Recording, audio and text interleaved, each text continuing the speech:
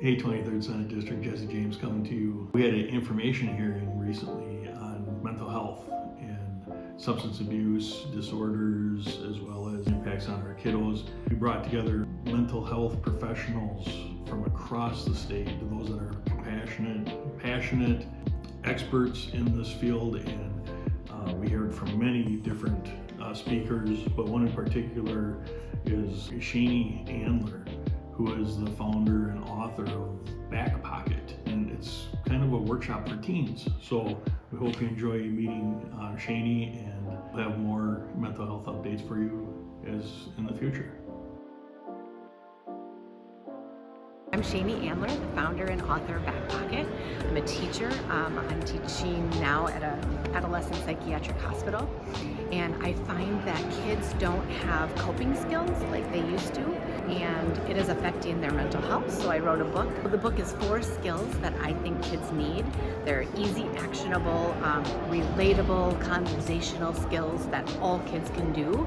I like to call them universal because they can apply to any kid, whether your age, your demographic.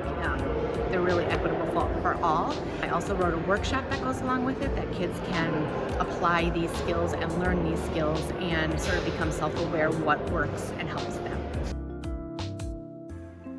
I think first and foremost, I think kids don't have coping skills, and I think a lot of that has to do with technology. Unfortunately, that is their coping skill, and I think that only exacerbates the problem and makes it worse, but they are not at an age where they can sort of gauge that. When kids come into the hospital, the first thing we ask them, pretty much the first thing, is how much they're on their screen and how much they sleep, and I think obviously those two things go hand in hand. I'm alarmed at what kids say. I mean, it's up to 12 hours a day.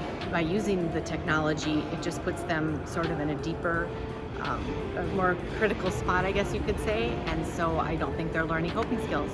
That's the bottom line. So the 4 tools are accessing their happy hormones, which is basically listing ways to access your dopamine, oxytocin, serotonin, and endorphins. The next skill is some quick strategies to try, like breathing and distraction, and some quick things they can do right away. The third strategy is practicing gratitude and positivity, but I dig really into a deeper way of doing that versus just saying, I'm thankful for my family, friends, and pets, which everyone says. And then the 4th tool is just putting your phone down. I want kids to sort of challenge themselves to put it down for even 5 minutes a day, and then I have them again become self-aware of how they feel with that phone down.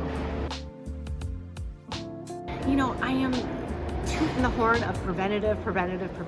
I feel like the earlier you can teach these skills and earlier you can have kids practicing this, I feel like they're just more equipped to handle what life throws at them. We need the late stage stuff, obviously, but I don't know how many more therapists we can add, and how many more hotlines we can add, and how many more beds in hospitals we can add. I mean, that could be never ending.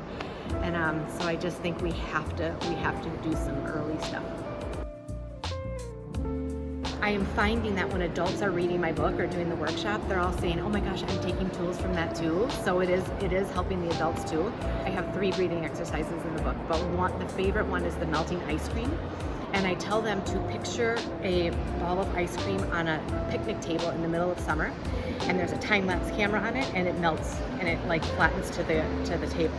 So then I count with them, and I say, when you take a deep breath in, I'm going to count it with you. When you take a deep breath in and deep breathe out, and imagine you're that ice cream. And so I count in, and I have them take a deep breath in, and then hold it, and then as they breathe it out, they are the ice cream. And they love it.